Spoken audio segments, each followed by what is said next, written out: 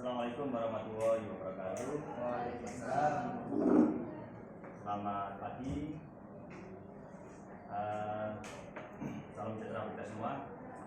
Terima kasih saya ucapkan kepada Bapak Ibu Guru SMA Negeri 6 Mataram yang sudah meluangkan waktunya untuk kita saling sharing dan mengidentifikasi aset-aset yang ada di SMA Negeri 6.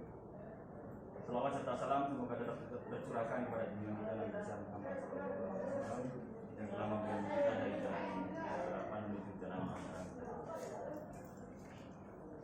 Jadi begini, Bapak Ibu, kita santai tapi serius ini. Tujuan saya di sini selaku calon guru penggerak angkatan 6 Kota Mataram, di mana modul yang saya pelajari yaitu tentang pemimpin dalam pengelolaan sumber daya. Nah, kita ketahui bersama di SMA 6 ini merupakan sekolah yang memiliki beberapa fasilitas, memiliki sumber daya manusia yang luar biasa. Nah, kita di dalam pemimpin dalam pengelolaan sumber daya ini ada 7 aset yang kita miliki. Yang pertama yaitu modal manusia. Yang kedua yaitu modal sosial. Dan yang ketiga adalah modal fisik. Kemudian yang keempat adalah modal lingkungan alam. Yang kelima yaitu modal politik. Dan keenam adalah modal agama atau budaya, serta yang terakhir yaitu modal finansial. Jadi dari ketujuh aset itu saya ingin berdiskusi dengan Bapak Ibu Guru sekalian terkait modal yang ada di sini tadi, itu 7 modal tadi. Kita bahas satu persatu. Yang pertama yaitu modal manusia. Nah, kira-kira modal manusia ini kan berkaitan dengan SDM.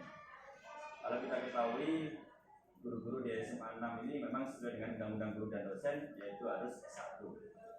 Dan sudah banyak yang S2, bahkan yang ada instruktur nasional, guru-guru berprestasi tingkat kota maupun nasional. Nah, pertanyaan dari saya, kira-kira bagaimana itu Bapak guru semua mengoptimalkan mereka, kira-kira diberikan kesempatan seperti apa itu? Silakan, mungkin bisa berikan masukan. Kalau kita memiliki modal yang begitu banyak, kita punya guru yang luar biasa, siswa, kira-kira mereka ngapain ini? Kalau kita melihat potensi yang luar biasa ini dari segi manusianya. Bagi saya lebih menempatkan kreativitas. Karena setiap anak kan pasti punya potensi masing-masing, punya kemampuan masing-masing, ada yang sama. Jadi mungkin lebih ke melihat potensi anak-anak itu di mana sih. Jadi itu yang membuat sekolah itu maju, karena kan selama ini banyak sekolah yang memaksa anak-anak untuk mengikuti semua apa yang di sekolah, tapi tidak melihat potensinya anak-anak. Masing-masing mungkin ada yang potensinya di bagian ini, bagian itu, jadi ada dikembangkan potensinya masing-masing. Terima kasih Pak Rino. Bahasanya Pak Rino tadi menjelaskan kita lebih condong ke siswa, jadi mengembangkan potensi siswa, karena setiap siswa memiliki kemampuan, memiliki potensi yang berbeda-beda, sehingga kita harus memaksimalkan. Jadi selain dari guru, juga dimaksimalkan siswanya. Jadi guru diberikan kesempatan untuk membina mereka ya, untuk melalui S2 dan sebagainya. Kita lomba-lomba. Ada lagi mungkin satu lagi. Kira-kira kalau kita punya SDM seperti ini, kita apain? Baik itu siswa maupun guru.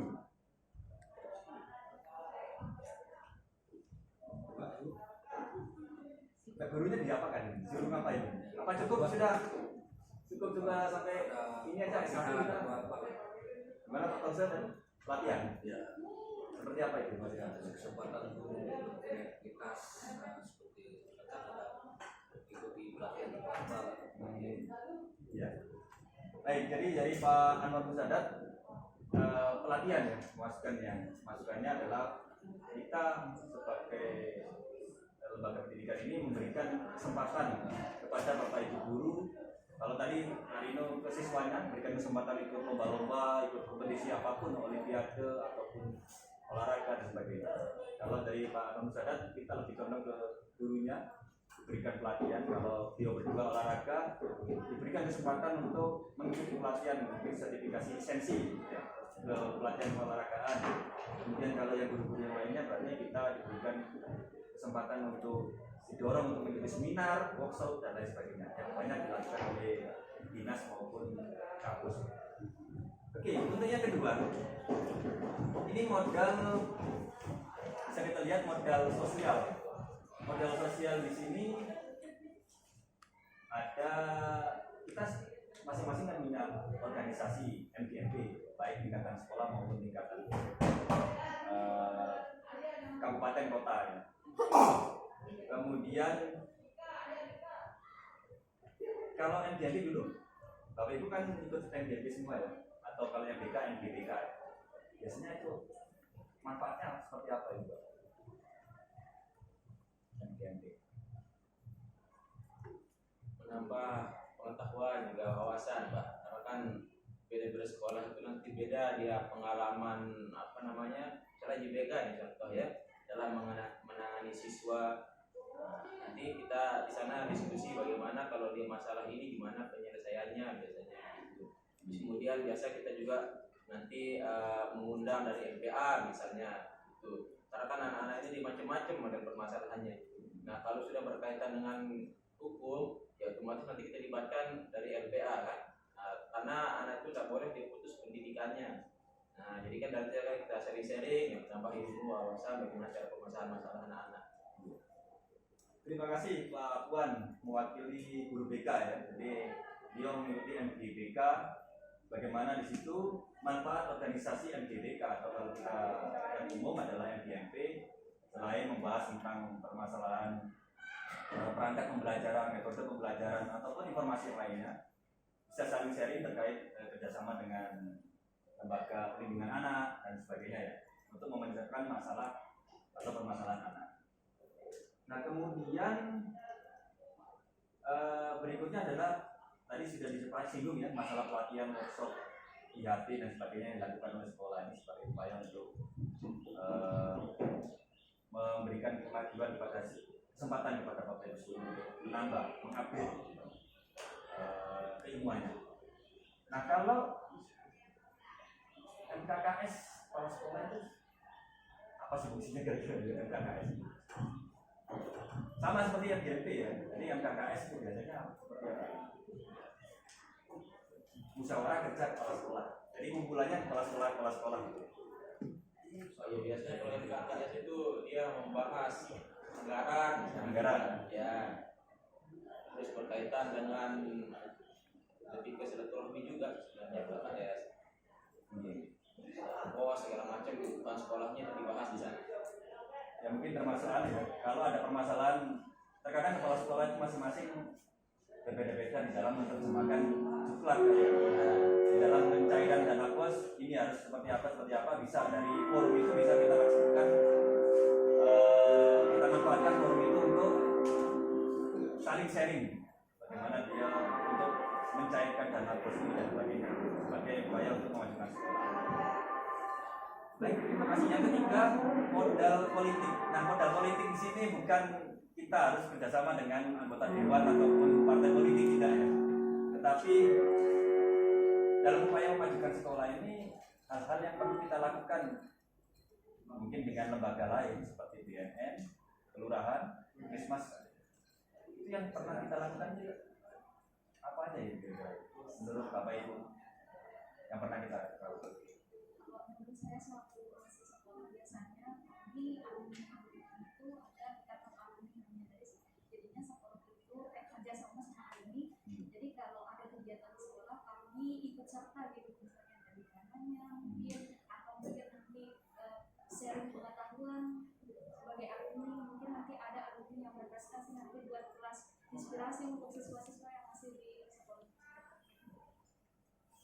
terima kasih. Jadi masukan tadi alumni perlu diadakan ikatan alumni SMA Negeri 6 Mataram dengan tujuan tadi disebutkan jika ada kayak HUT kita bisa turun andil di situ mengisi acara maupun menyumbang dana atau kelas inspirasi tadi saya garis bawahi kelas inspirasi bagi alumni yang sudah sukses mulai dari TNI, Polri, kemudian masuk ke perguruan tinggi favorit negeri ya, maupun swasta bisa diundang melalui guru BK ya membuat kelas inspirasi sehingga mereka bisa sharing pengalaman bagaimana sih prosesnya masuk ke perguruan tinggi ini, jalurnya berapa sih, ada SMPTN jalur undangan, SBMPTN dan sebagainya. Terus bisa mereka tanyakan situ ya. Alumni ada lagi mungkin selain itu kalau terkait dengan kayak TNI, kelurahan, puskesmas ya LSS sekolah itu kan. Alhamdulillah kita kan juara satu kemarin di tingkat kota. Sekarang ketika provinsi ya itu salah satu kerjasama sekolah juga sama puskesmas. Kemudian datang juga kemarin dari BNN.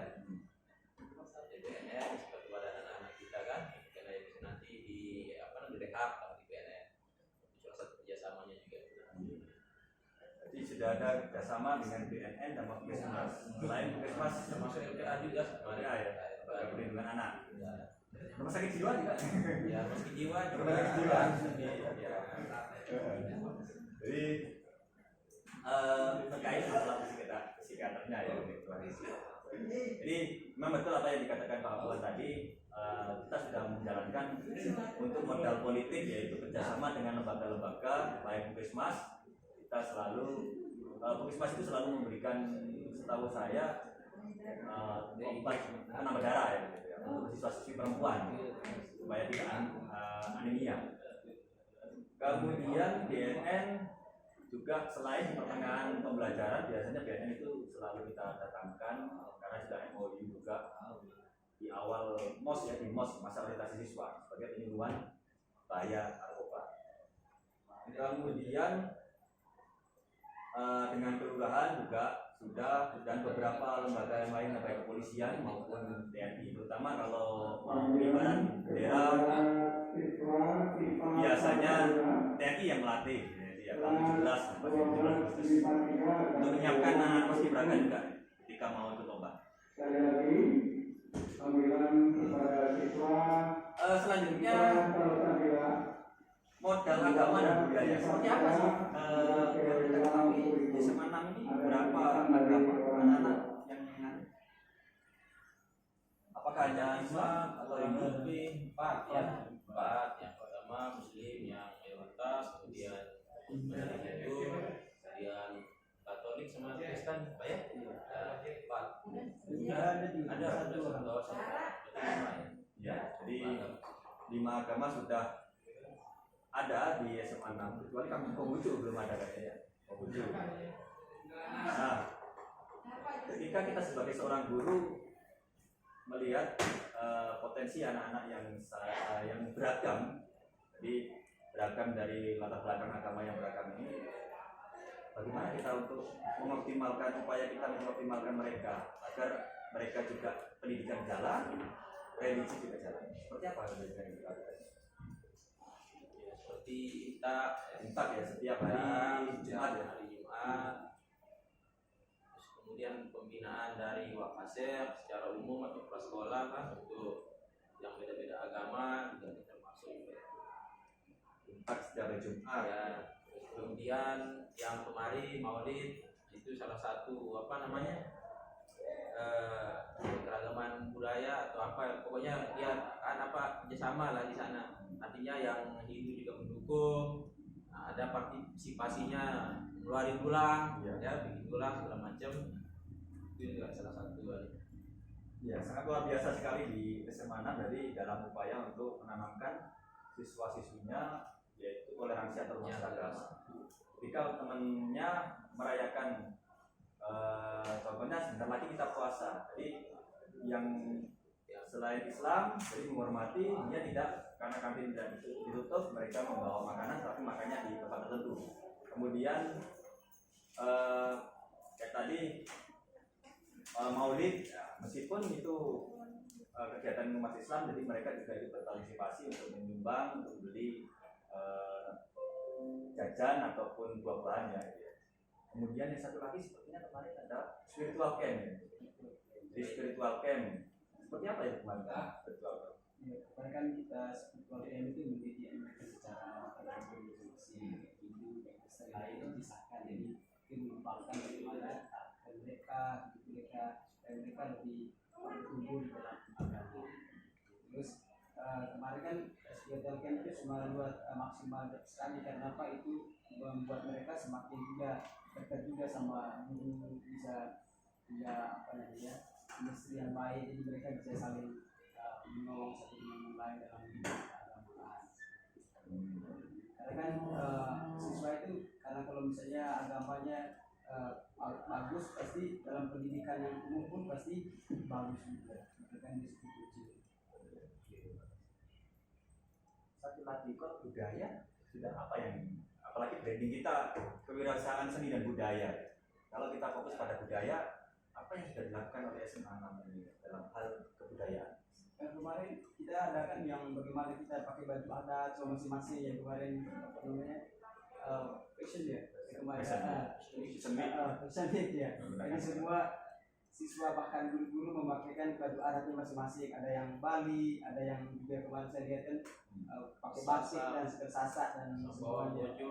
Ada yang pakai adat Bima gitu, pakai baju-baju adatnya. Mungkin itu untuk mengembangkan budayanya lebih ke pakaian adat. Bahkan juga kemarin kan juga semuanya kayak orang Bali khasnya masing-masing, bagaimana mereka bergaya dalam budaya Bali. Ya. Baik, itu jadi tambahan tadi kayaknya program kita melaksanakan program dari pemerintah provinsi ya. Jadi satu budaya, khususnya dalam hal ini Dinas Pendidikan Provinsi ya. Satu budaya. Menampilkan apa biasanya kalau satu budaya itu? Biasanya Ada satu menampilkan ya aktivitas siswa, masuk tari ya, masuk tari, terus kemudian ya kegiatan pramukaan juga ada ditampilkan di situ. Ya, tujuannya untuk membangkitkan semangat yang lain untuk mengikuti kegiatan tersebut. Iya. Termasuk kayaknya kemarin saya lihat juga upaya sekolah untuk mengenalkan kembali permainan tradisional ya. Dalam upaya, karena mereka sekarang ini kan anak-anak memang menggunakan gadget, lupa, nggak tahu apa itu menggunakan egrang, menggunakan kelopak sodor dan sebagainya ya. Dikenalkan melalui suku budaya. Oke, kita lanjutkan yaitu modal fisik sekarang. Saya ingin tahu gambarannya SMA 6 ini modal fisiknya, entah itu lab, entah itu bangunannya seperti apa. Kalau dibandingkan dengan sekolah lain, saya yakin SMA 6 ini luar biasa. Dari segi apanya yang luar biasa ini kira-kira? Dari segi letak strategisnya gitu. Letak strategis Ya, strategis. Kalau strategisnya di mana lebih penghijauan. Lebih asri ya, lebih hijau. Kita sekolah itu termasuk sekolah adiwiyata. Jadi sekolah yang hijau, banyak pohon-pohonnya, rindang. Terus kemudian kita punya kebun karakter juga di belakang. Itu salah satu ikon sekolah kita. Jadi kalau yang dari dinas datang, serta juga bisa berkunjung ke sana.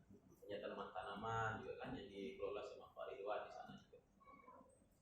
Halaman luas, sekolahnya juga luas, asri, pokoknya nyaman, aman, 6 siswa sudah di sekolah. Tadi yang dapat saya petik dari garis bawahi dari itu tadi, kita punya pembina karakter, halaman yang luas, sarana olahraga yang lengkap. Kemudian juga ada tambahan lab ya, kita lab.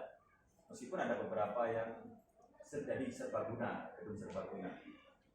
Nah tadi kalau melihat pemaparan tadi, upaya kita pemanfaatannya dengan potensi aset yang kita miliki tadi itu, gimana cara kita memanfaatkannya? Kalau ada tadi asri atau pembelajaran di sana kayak atau gimana?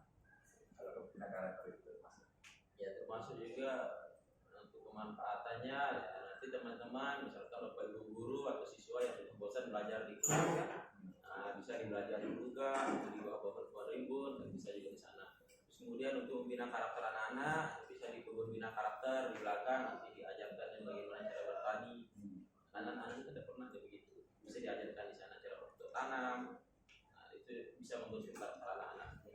depan misalkan juga kalau untuk karakter salam setiap pagi itu juga termasuk misalnya sambutan dari Bapak Ibu guru di depan. Iya. Iya. Terima kasih Pak Buan. Jadi salam karakter dari Bapak Ibu guru dijadwal untuk menyambut dengan bersalam, budaya salam senyum sapa ya. Kemudian pemanfaatannya untuk tadi kebun yang kita miliki yang luar biasa bisa digunakan sebagai kelas alam di bawah pohon, apalagi di sekolah kita disediakan beruka sekitar 3 atau 4 itu ya, jadi bisa melakukan pembelajaran di situ. Jadi ada situasi baru. Kemudian kebun bina karakter ini menarik, tidak semua sekolah memiliki ya, kebun bina karakter. Jadi anak yang bermasalah ya, terutama kalau di sekolah lain itu skorsing 3 hari di luar, tidak tahu kemana ya. Tapi kalau di SMA 6 mereka diajarkan untuk bercocok tanam tadi. Selain skorsing karena supaya tahu kesalahannya, juga diberikan bimbing. Nah, selain itu sambil bercocok tanam. Jadi mereka juga dapat ilmu lain. Ini modal fisik UKS sudah lengkap, apalagi tadi disebutkan kita lomba juara 1 lomba LSS, lomba sekolah sehat tingkat Kota Mataram yang menuju ke provinsi. Jadi persiapan beberapa baik fasilitas kamar mandi harus memadai, kantin yang sehat. Itu alhamdulillah kita sudah punya jaringan internet wifi dan sebagainya. Tadi yang ke-6 ini menyambung tadi sebenarnya ya. Jadi modal lingkungan alam. Jadi memang asri kalau kita ketahui bersama tadi dari diskusi kita ini, alamnya karena strategis luas, lokasinya strategis termasuk luas, bahkan di belakang juga ada taman Selagalas, juga bisa digunakan juga. Ini yang tidak dimiliki oleh sekolah lain ya. Jadi karena keaslian ini ya. Sehingga tidak salah kalau dinas mendorong SMA 6 ini untuk menjadi sekolah didiatan. Nah kemudian kalau tadi rimbun, otomatis kualitas udara juga bagus ya, karena pohon kita tahu bersama pohon ini menghasilkan oksigen dan mereka juga pohon ini juga mengambil CO2 ya, karbon dioksida. Terakhir ini yaitu modal finansial. Kira-kira dalam pembiayaan operasional sekolah ini apa yang biasanya digunakan itu? Ya dalam operasional sekolah ada yang dinamakan juga dana BOS Dana BOS ya, dana operasional sekolah, kegiatan sekolah. Kemudian juga dana BPP bisa diambilkan juga di sana. Kemudian kita punya koperasi biasa kepala menyebutnya non budgeter. Nah, untuk kegiatan sekolah bisa menggunakan dana tersebut. Iya. Baik itu ya. Jadi dana BOS memang semua sekolah dapat ya, tergantung jumlah siswa ya, ada BOS kinerja juga kan itu. Jadi ini sudah umum kalau dana BOS. Jadi ketika ada kegiatan operasional sekolah, bayar listrik, bayar ini dan sebagainya, kegiatan terkadang ini sebagai seorang pemimpin kita itu susah di dalam menerjemahkan tadi saya sebutkan juklaknya. Jadi tidak semerta-merta kemudian kasih ini kegiatan ini. Ada rambu-rambunya juga gitu ya. Jadi harus kreatif kepala sekolahnya bagaimana menerjemahkan ini tidak boleh sehingga uang ini tidak kembali ke negara lagi gitu ya, sehingga bisa dioptimalkan. Nah kemudian di sini tadi disebutkan BPP, kira-kira berapa persen anak-anak SMA 6 yang membayar BPP atau SPP ini? Kalau di persentase atau lebih kayaknya, atau lebih gratiskan KIP-nya ya? Kalau dari kemarin pas PPDB yang apa namanya? Yang KIP sekitar 70% kalau salah, kurang lebihnya seperti itu. Tapi kenyataan di lapangan ya 50% itu yang bayar. Itu pun kadang-kadang kan enggak, karena masih banyak siswa yang memang benar-benar tidak mampu tapi tidak menggunakan TIM. Nah itu yang menyebabkan jadi pembayarannya yang selalu 70% jadi 50%. Ya nanti memang berhak mendapatkan TIM-nya. Jadi memang sebenarnya SPP ini sebagai sokongan keuangan ini ya, dalam pembayaran wali kelas, BPJS, pembinaan ekskul dan sebagainya. Tapi dilema juga kita karena aturan dari pemerintah yang punya KIP atau PKH itu harus dibebaskan, gratis sekolah.